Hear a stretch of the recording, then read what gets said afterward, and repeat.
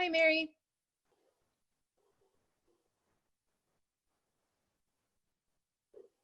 Hello. Good afternoon. Good afternoon. Mary, we have to Welcome. stop meeting like this. Yeah, exactly. That's the only I'm still not 100% that this woman exists. I think she just has magical powers that she uses for. I know. I'm just on video with you. Amazing. It's amazing. It's amazing. Welcome to our class. Welcome to Public History 595495. Thank you. Page 20. I am going to, we've decided that we want to be very much a silent studio audience today, and we'll probably go off screen and just be listening very quiet, very quietly, very attentively, but very quietly. And I just want to thank you for your willingness to jump into this, did not see this pandemic coming kind of moment. Of course. And again, just really acknowledge your graciousness and just your work that we're learning about piecemeal and the best we can through the archives. Sure. So maybe we'll just go around real quick and say a quick hello, and then we'll kind of melt into the background. So Right. maybe Alex Berg, you want to say hello? Hey, I'm Alex. Nice to meet you. Thank you for doing this with us all watching. Certainly. Liza? Hello. Hi. I'm Liza. I'm a grad student in public history with Patricia, and I'm kind of working under Katie Barber as well. So lots of experience in collections management and stuff like that. So I'm excited to hear what you have to say. We're learning a lot about the conflict resolution and peace studies. So this will be really cool. Thank Good. you. Thank you. Una, you're up. Hey, I'm Una. I'm taking this as a post-bac class, so I'm graduate level, but yep. Thank you for doing this interview with us. I don't have much to say about that, but yeah, thanks. All right. Alex. One more. Two Yeah. more. I'm Alex. I'm also a graduate student. Really looking forward to hearing the interviews. It's exciting. And then last one is Jake. I'm Jake. I'm also a graduate student in public history. Yeah, looking forward to the interview. Great. Who's the iPhone? That's me. I'm trying to mitigate the issues we had, Mary, the other day by That's doing right. my audio on my phone and my Okay. video on the All right. computer. Very good. All righty. Thank you. And Stephanie and Mary, thank you so much again, and take it Yeah. away. We're very grateful. Awesome. All right. All right. I'm going to mute out. Great. Just watch everybody's faces go away. Hi, Mary. Okay. So yeah, let's dive in to just ground us in where we are and what we're doing today. It is May 6th, I believe. I am Stephanie Vallance, and I'm here with Mary Zinkin to discuss the conflict resolution public history program. And so thank you so much for being here and Thank you. answering our questions. Yeah. Certainly. All right, so let's kind of just dive right in. We've talked a bit before, and from some communication that I've had with Patricia, I've gleaned that the conflict resolution program was, in part, at the beginning, your idea. So if you would, what was your personal path that led you to that idea? Right. So, yeah, personal past. I could go way back to the very beginning, and I won't do that. I'll just go to my own graduate work. Okay. It was in the early 80s, and I was doing my master's in urban studies at Portland State, and happened to see a mediation training come up that was in Seattle. So I did that, and then I came back and I was like, okay, that really seems like work I'd like to do in this world, and then continued on for the PhD in urban studies, and through my work in my own PhD program, and because of the creative license of the faculty that were on my committee, I created my own PhD in conflict resolution. At the time, there was only one in the country at George Mason, and there was only one master's program in conflict resolution in the country. And that was at George Mason as well. So then I completed my PhD and had this brilliant idea. So this was in 1987. This is when you graduated in 1987 with correct. your PhD. Correct. And I really had this vision that there should be a graduate program in conflict resolution that created the discipline and focused the study of the theory of conflict. And because at that point, again, there was only one academic program, that most of the people who were involved in doing mediation or conflict resolution work either were coming from social work or law. And I had created my, this interdisciplinary degree in conflict resolution, and really saw and believed that it was viable and important for people to study and create a profession in conflict resolution. And so I went around in 1988, after I graduated, 87, 88, to all the universities in the Portland metro area, Pacific University, Lewis and Clark, PSU. I went to, Carl Abbott was the chair of the department at that time, and just said, wouldn't it be great to have a graduate program in conflict resolution? And I could help create this for you. And I went to Marylhurst, and all those doors just shut. Like, what are you talking about? It was like an idea whose time had not come. And what was the response that you got? Just no, or? No. Okay. Just a big old no. And I subsequently went into a deep depression and was just like, dang, and but at the same time, one of the places I had gone to was Marylhurst. And because of that contact, got called back to teach a year-long course in a certificate program in conflict resolution, negotiation, and mediation. So that was 3 terms, fall, winter, spring. And I did that for several years. And then, not exactly sure how I got to extended studies, except actually the students at Marylhurst and the faculty were just like, this should be, at that same time. So this is, again, in the early 90s, there was just more and more interest in mediation, particularly, and for people to learn mediation skills other than lawyers and other than counselors. And so I did go to Portland State Extended Studies. Patrick Feeney was there at the time. And we created a 55-hour, 6-day-long mediation training. And so that's like a non-credit. Non-credit. Did that for several years. Very successful. Rob Gould happened to take that in 1993.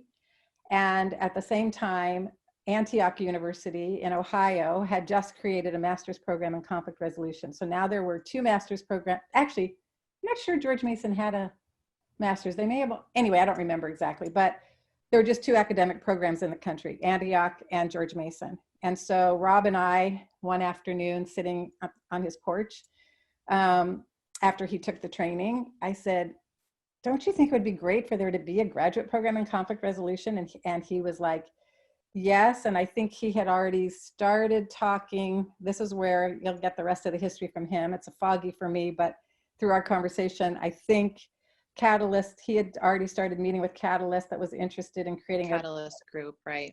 A joint program between U of O and PSU, because he got his PhD from U of O, I got mine from PSU. So he said, why don't you start coming to those meetings and, let's see what we can do. So, and then as I told you, I did participate in those meetings for a period of time, but I could not, I wanted to do the work. I was just like on fire. I had started my own consulting business. And so I became an organizational consultant and mediator, and literally said to Rob, good luck, you know, I hope this really happens, but I can't do these meetings anymore. So he said, don't worry, you know, I'll keep on. And then I think it was maybe a year later, again, I don't know, but some period later, he called and said, okay, PSU is ready to go. He really worked whatever the system was needed to get the wheels in motion for Portland State to have a graduate program in conflict resolution. And it started in, I believe, with the communications masters, that the initial students that we admitted were going to receive a graduate degree in communication if the CR grad program didn't get accredited by the time they were graduating. Right. But as it turned out, nobody did graduate until it was accredited. Okay. So in those first few years, Rob was the director, I was the assistant director. We developed the curriculum. We taught all the classes except for, I think Richard Powers taught. And it's possible that some of the Catalyst members were some of the adjunct teachers. Oh, in okay. the program. Okay. I think that Barry maybe taught psychology. I think Mel might have done international. Richard probably did something, I think he did games, as I recall. But mostly Rob and I taught the students. Okay. And we had a wonderful core of grad students who were brave and courageous, and some of them I'm still friends with. Some are colleagues. And that first class was in 1996. The first admitted class. Is that right? I thought it was 94, but it could be 96. We can check.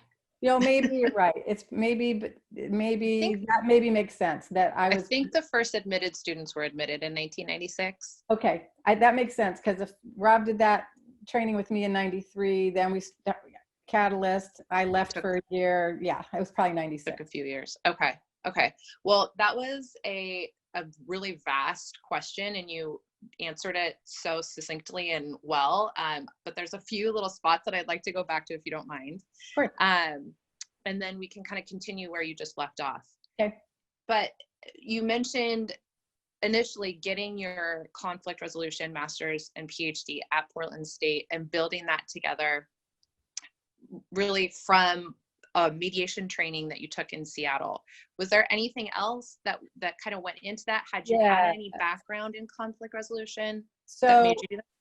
So you mean personally before I went into the grad? Or I guess, thinking about being in urban studies and creating that master's program out of, the urban studies program, where did that sort of impetus come from? Was it really just that mediation training, or was there more? So the master's I got in urban studies was actually specializing in organizational behavior. And what I did in the master's program, and this is the way urban studies worked back then, is that there was a core curriculum, and then there were, the electives that you could select from. And in every one of my classes, so I started the grad program in urban studies in 82 and had taken that mediation training winter 83, so early on into my master's program. And so from that point forward, every single thing that I did in the master's program, I just studied conflict resolution. So if I was taking a psychology class, I studied the psychology of conflict resolution. If I was taking organizational theory, I looked at organizational conflict. And so I started to develop a theoretical base in conflict resolution by just pulling from different disciplines into my master's program. And then the way urban studies was set up at the time, by the time you finished your master's program of study, you had one more term of academic classes, and then the rest of the PhD was your dissertation. So, so essentially, I just followed what was existing in terms of the literature and research at the time, and built the interdisciplinary study of conflict resolution. And that was then the basis from which Rob and I created the curriculum for the grad program. And I could see what George Mason had a very international focus, and Antioch did not. Antioch was more practitioner, interpersonal, organizational. So I also looked at the curriculum of, the other degrees and kind of, based off of that too. Where was your experience on that spectrum of international and interpersonal? Interpersonal organizational. Since my master's was in organizational and group and family, I did, I had a lot of psychology in my undergrad. In my master's degree. Okay. In terms of the elective. And and really, so the history impetus is that I was born into a family very filled with violence and conflict. And so kind of got the role of mediator from birth. And so it was just in the cells of my body to develop in this way. Wonderful. So it was coming from who you are, building an academic program around it, and then here you are, and there's no other, or quite very little academic programs around the country that that spoke to that. So you're identifying a need that you're seeing, that there's no academic programs, and you mentioned that many people sort of came to mediation through either law or social work. Mm-hmm. What is missing that is found in the conflict resolution, that if students were coming to mediation just from one of those two aspects, what would be missing? Well, what was really missing from actually both of those was being able to have a core foundation of theoretical base. So, I mean, in the early days of mediation and conflict resolution, there was a lot of controversy in the field around, is conflict resolution just a bunch of skills and techniques, or is there really a discipline? Is it really a field? Is it really a profession? There may be some people today that even still would talk in that way. That was certainly the way it was in the beginning. And I really wanted to be a part of creating the profession and having it be recognized as and very much needing to be interdisciplinary, drawing from psychology, drawing from sociology, drawing from political science, drawing from history, drawing from economics. I mean, it was interesting, right? Because my own experience in the grad program in urban studies was a template that I really brought into the program that we developed at Portland State. So that, originally, I don't know what it's like now, but originally the CR degree was exactly that. We had a core curriculum that was interdisciplinary, theoretically based, along with practitioner, practical skills, and then electives, and students could pick their, how they wanted to specialize their conflict resolution degree. And then we also had practicum. Okay. Do you remember what those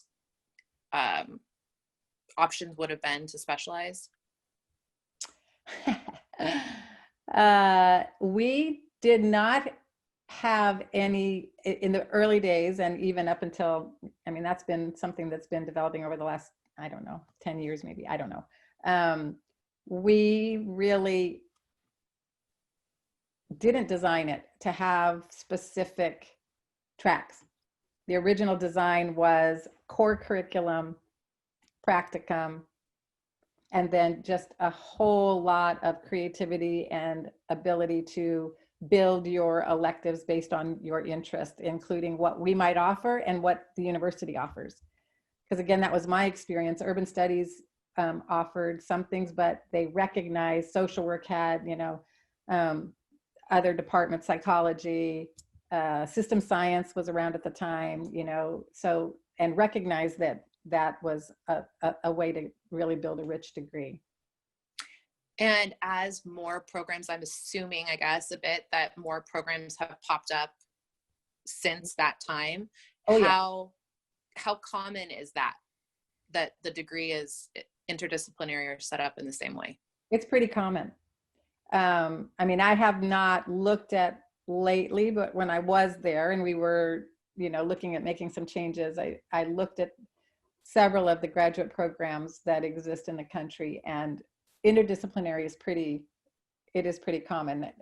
They vary some, again, in terms of what kind of tracks or what kind of focus, whether or not they have a practicum. Our degree had a higher number of hours for practicum than many other universities.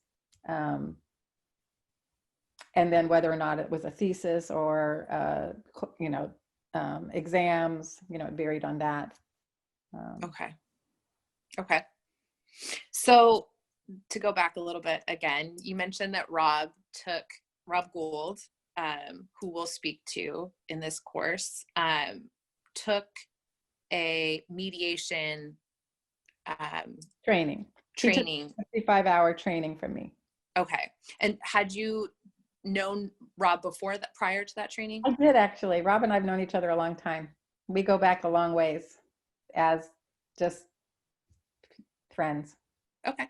And in the idea of the conflict resolution program, being, as you said, sort of a single-minded, it sounds like, you were pretty intent on finding a home for a program you saw a need for. Was that something in Rob's mind before the mediation training, or was that something that you came up with?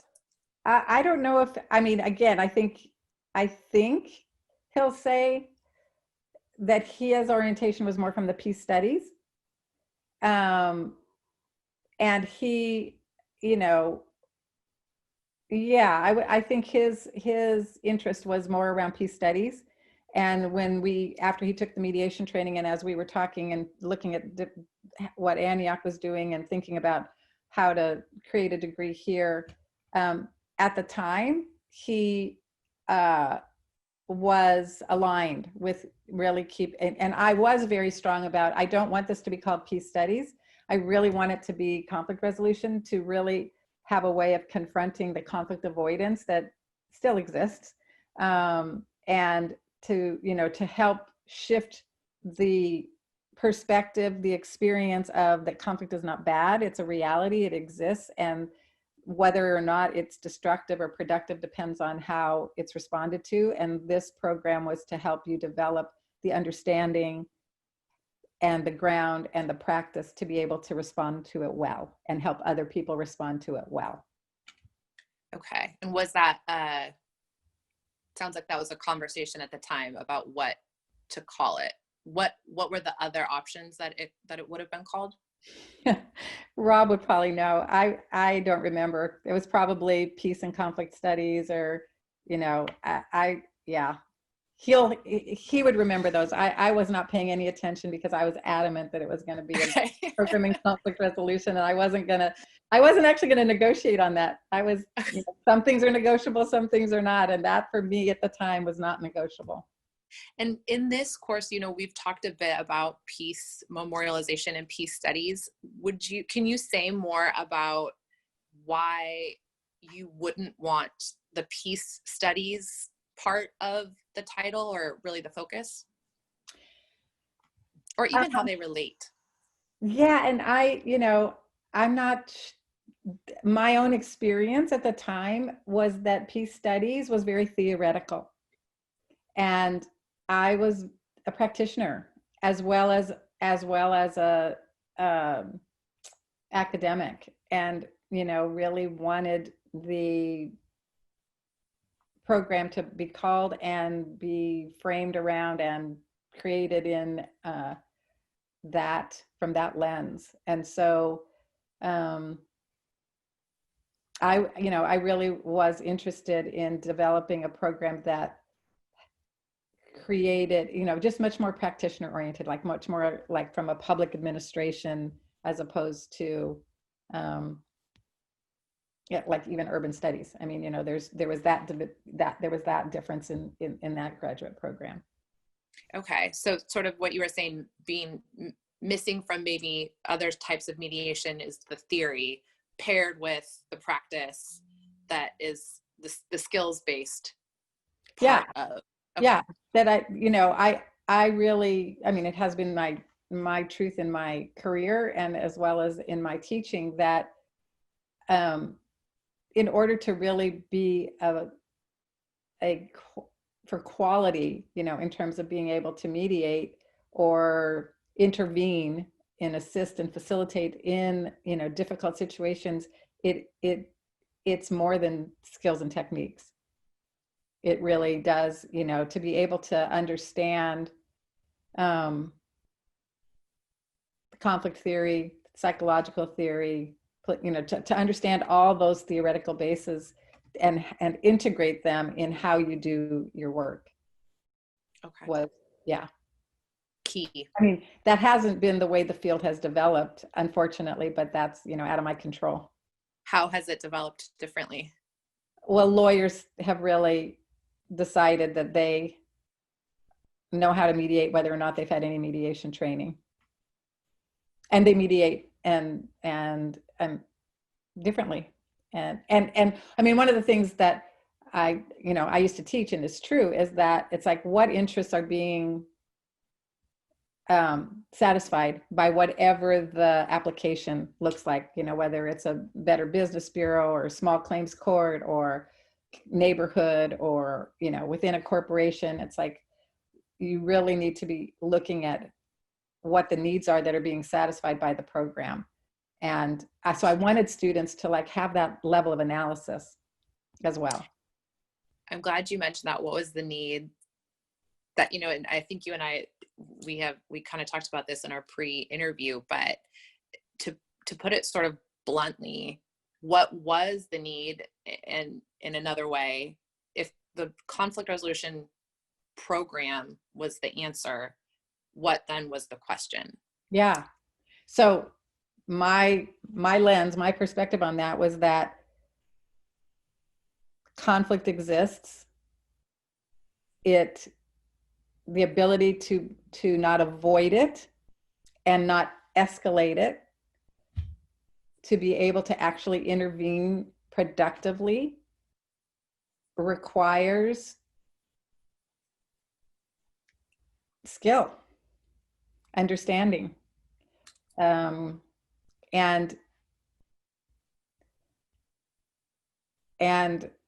wanting to develop that expertise, on a very basic need. The need was, how do we shift our institutions, our culture, our organizations, our families, our neighborhoods away from conflict avoidance, which is the general operating principle. And so both to be able to impart information and skills to everybody so that people can be dealing with their own conflicts, awesome. And certainly there are times when a third party is essential. And to get away from, I guess the other main problem, right, was that our only conflict resolution interventions primarily at the time was the legal system, the judicial system. And, that's costly and not all that effective. So, to shift from knowing that everybody has their day in court to, how else could we be dealing with the conflicts that we're experiencing? So many ways.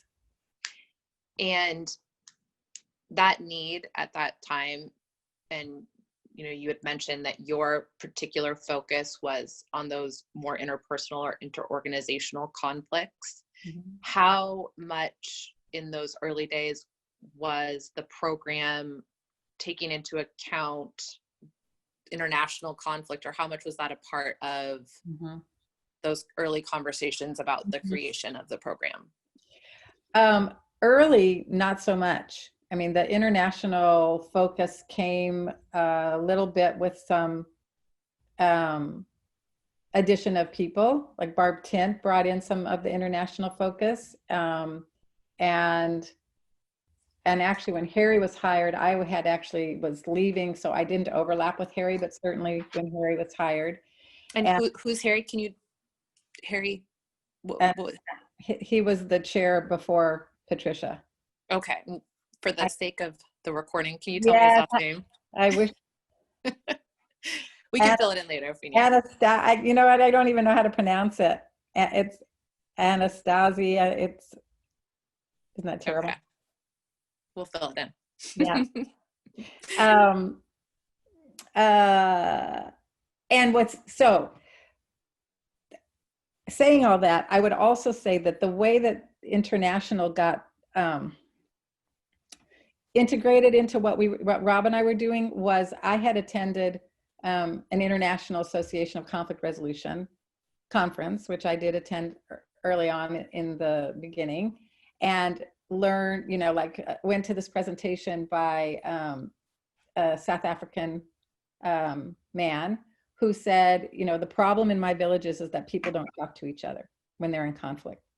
So there was also this way of, I'm not denying, right, the international and the systemic approaches as necessary. And it's also true that if people talk to each other in their villages, things would be different.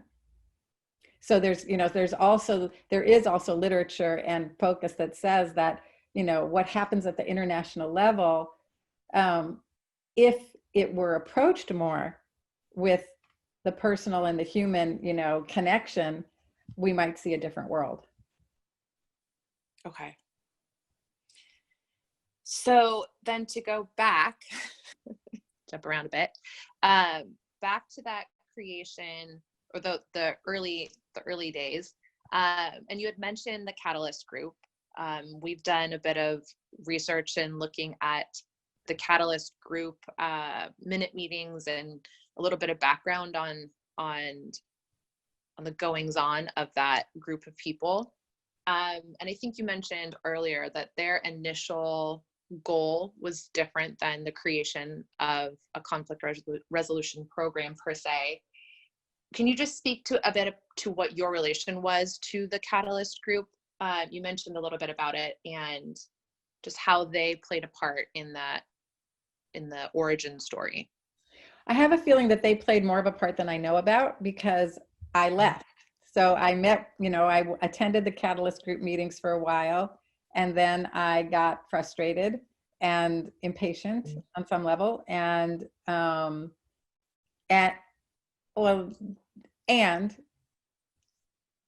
frustration and impatience was connected to really wanting to do the work and spend the time and energy that I had offering and providing conflict resolution in the community and in the organizations. And so I stopped going to the meetings. And I believe, and again, Rob and maybe others will be able to definitely fill in these blanks, they, I believe, were instrumental in the negotiations with Marvin Kaiser, the dean, and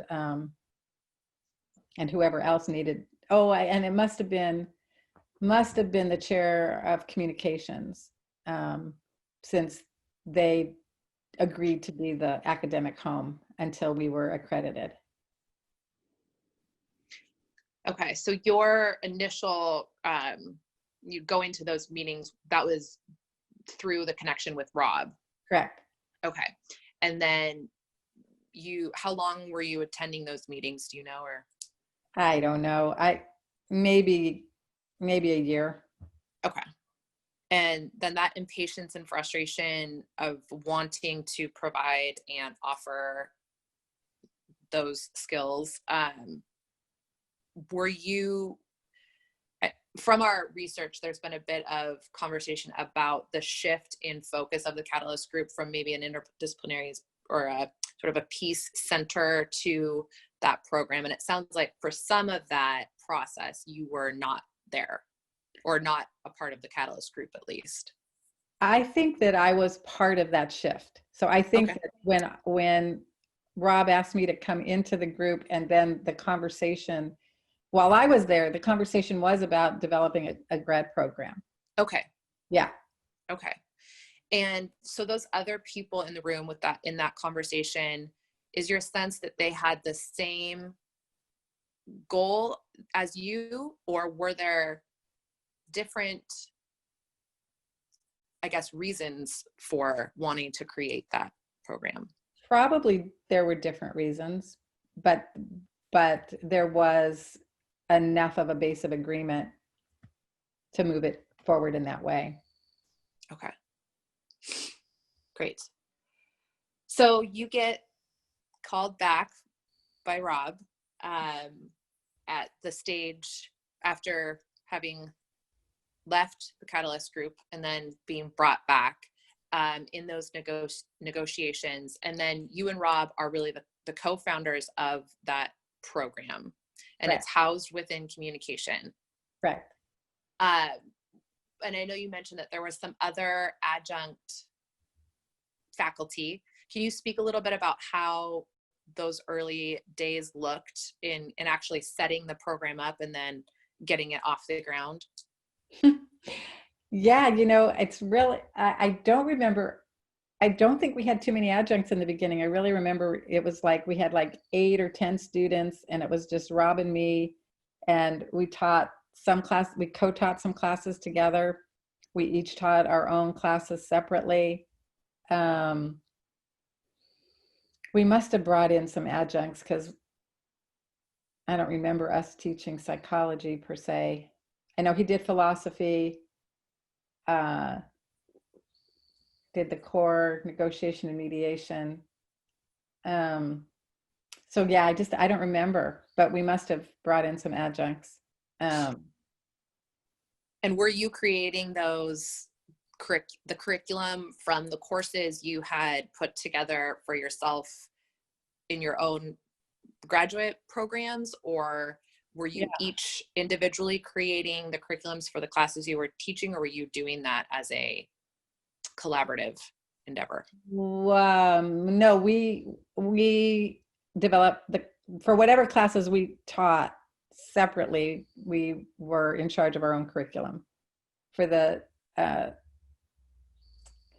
ones we taught together, which I believe were like thesis prep and maybe just thesis prep, because actually Rob taught the intro, he taught the philosophy, and I taught the negotiation and the mediation, and then the advanced mediation. I'm trying to remember how many classes we had as core classes.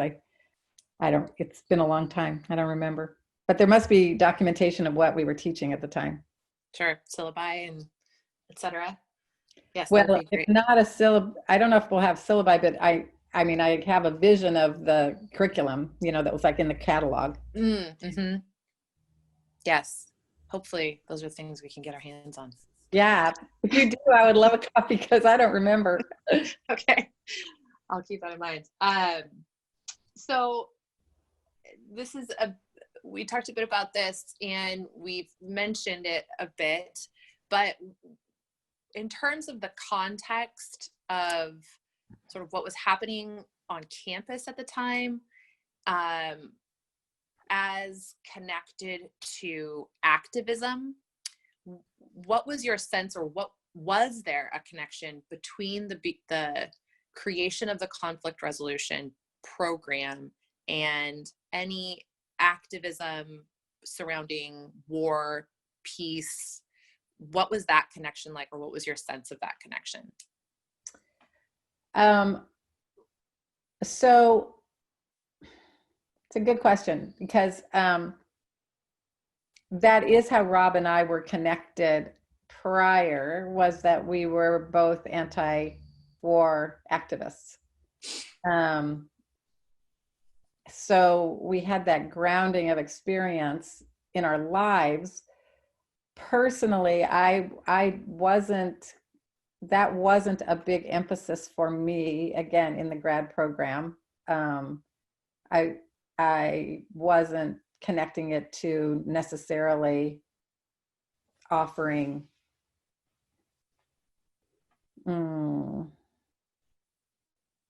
perspective, grounding theory around activism. And I think Rob was. So he was probably weaving that more into his classes than I was. Weaving that activism surrounding war and peace, or peace. war. I'm imagining, yeah. Okay, okay, Probably more in Rob's area than for sure than in mine. okay. Do you have a sense of what that temperature was on campus at the time? I don't remember the campus being particularly, I mean, this is 90s and we came out of the 70s. So in comparison, like, well, okay, there was the Iraq War, right, in 91, right? So there were protests then, for sure, but that was before. So I don't remember it being particularly, I don't remember it being a particularly hot time. For you, as coming from an anti-war activist in some way background, what is the separation, or if, I guess I'm trying to think about how to phrase this question, but I guess the best way to put it is, why is it separated, or why was it separated for you? Well, so this is what I would say, is that the shift for me, and this is true, this shift was coming then, it's certainly stronger now, is that the problem with the peace movement is that people weren't peaceful. So there's a way of demonstrating, there's a way of being an activist, there's a way of, fighting for justice that comes from a ground of compassion and not anger. And so I am much more personally, professionally, and as a teacher, wanting to help people understand and respond to the war in their own minds and in their own lives as a way of creating more peace in the world.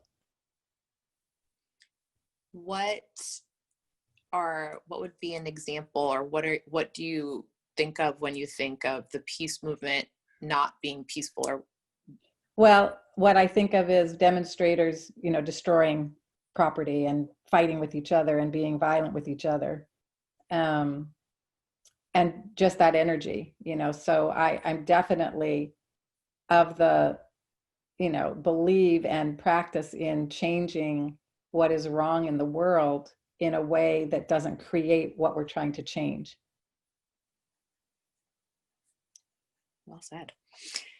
Do you feel like at all if I'm thinking chronologically, biographically for you, and you were a part of anti-war activism in the 70s, and then your conflict resolution academic studies was in the early 80s, what was the relationship between those two? Was conflict resolution an answer to the anti-war activism? Not for me. It really wasn't. It's related, it's integrated in there, but not really an answer to it, that for me, other than, again, what I brought to it and what I learned about it and what I have learned since around helping to contend with the capacity for intentionally bringing more peace into the world by your own actions. So the advanced mediation class when I was in the program was a mindfulness class, so that the awareness, and it's very true that in my own practice and in what I hope other practitioners are, so and this actually came up when we were getting accredited, that there was a recognition, and there was at the beginning, there's much more now, but there was the beginning of knowing that the presence of the mediator was critically important to the process, almost even more so to what the person is doing, as what are they bringing in? How are they dealing with what's going on in order to actually create the opportunity for repair of a conflict?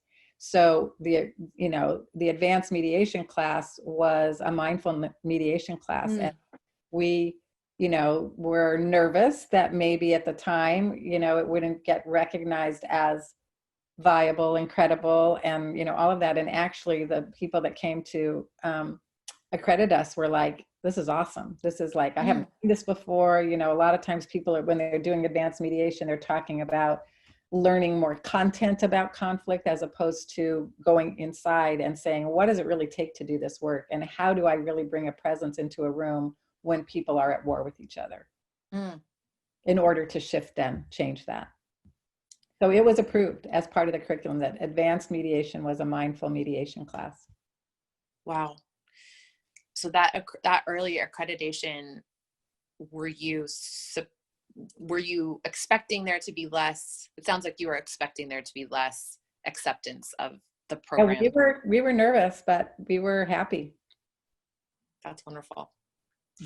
Okay, well, we have just a few minutes left. I wonder if there is anything else you would want to say, if there is anything you would want someone to know about the conflict resolution program, the beginnings, or anything else. This would be a great time. I don't know. I guess I don't. Okay. I would wonder, does it make any sense to ask if there's any questions from these people that have, like, you and I have already talked. So, I feel like we've got it, but like, is there something missing from anybody that's heard this that they're like, I would be open to that. I don't know if that's going against your way. Sure. Yeah. If there's anybody who has anything to say, and then I'll let Patricia pop in when she's ready to close us out. But yeah, let's open it up. Liza, it looks like you got your. I just have one question. Yeah. So it seems like I'm going to be talking with Judith Romilly. Oh yeah. It seems like her background is all like biology. Yeah. And I'm curious, like, is everyone in the department coming from completely different backgrounds? Well, Judith Romilly she was the president. So she wasn't in the CR program. Okay. Yeah, I'm still figuring this all out. She was the president of PSU at the time. So I'm assuming that's why you're talking to her. That on her thing. I'm gonna have to look at her CV again, because I just kept seeing all this biology. Yeah, she wasn't in the CR program. She was the president. Interesting. Of PSU. All right. But to answer your question, yes, everybody did come from, I was the only one, well, Barb and I. So Barb got her PhD in conflict resolution, but she was but her master's, she was a therapist in psychology. So then Rob was in philosophy, and then Les, who was the first, another person that was hired after Barb, he was a lawyer. And then, so yes, very much so, there was a desire to have people, well, as the program went on, we were really definitely wanting more people to have just a firm grounding in conflict resolution, to be in the conflict resolution program. But that wasn't all that easy to get necessarily. So, but because it's an interdisciplinary degree, yeah, that was part of the design, is let's have people from different disciplines, but not biology.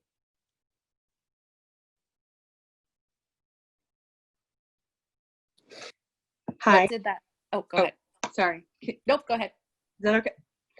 I am curious, less from the standpoint of the history of CR and more from the standpoint of someone who works as a professional in it and has a vested interest in how the academic field is moving. What would you like to see? Oh my goodness. If you could just like wave your hand and move the path of the conflict resolution theoretical field. What would you do? So you mean in terms of the program at PSU? Or just the field? Either. I'll leave it open-ended because it's like a little political to say like, where do you think they should go? But you know, like overall. Well, I haven't really shifted away from my original view. So personally, I would be happiest of all if the CR program looked exactly like it did when we started it. I thought we came up with really a great curriculum, a great premise of study and practice, and to have people be able to do either a thesis or a project. That change came a little later. I'm fine with that. The projects were awesome. But, and you know, to keep it interdisciplinary, to keep a practitioner focus. Yeah, I thought it was, you know, I thought it was good. Thank and you. in terms of the field in general, so in terms of the field in general, one of the things, and this just happens, it seems to happen, it certainly has happened in the mindfulness world, as things get trendy and, you know, it's like getting more popular, it gets less full of integrity. So, you know, I have worried about that for a long time around people being able to, you know, just take a 32-hour mediation class and put out a shingle. And so that was the other need at the time. There were mediation trainings coming in the community. People were getting certificates of completion and then thinking they were mediators. And I was like, wait, it takes more than a mediation training to become a conflict resolution professional. Thank you. Thank you. Thank you so much, Mary. We are at time. Went so quickly. I appreciate so much your willingness to be here today. And great. Yeah. Thank you. Thank you for your interest. And I'm, you know, I wish I could be a fly on the wall for some of the other interviews, because I'm sure you're going to hear things that people are going to say, that they're going to say, Mary is like out to lunch. Like she has some idea about this, but this, you know, it's like, so you get to like, you're going to see all the parts of the elephant and create the whole. It's the best part. Yeah. That's the best part of oral histories and public history. Yeah. Patricia, did you want to say anything? I saw you pop up. Yeah, sorry. Now she popped back. Okay. Well, we can end it here. Thank you so much again, Mary. Thank you. And I'll be in touch. Okay, sounds good. Thank you very much. Bye. Bye-bye.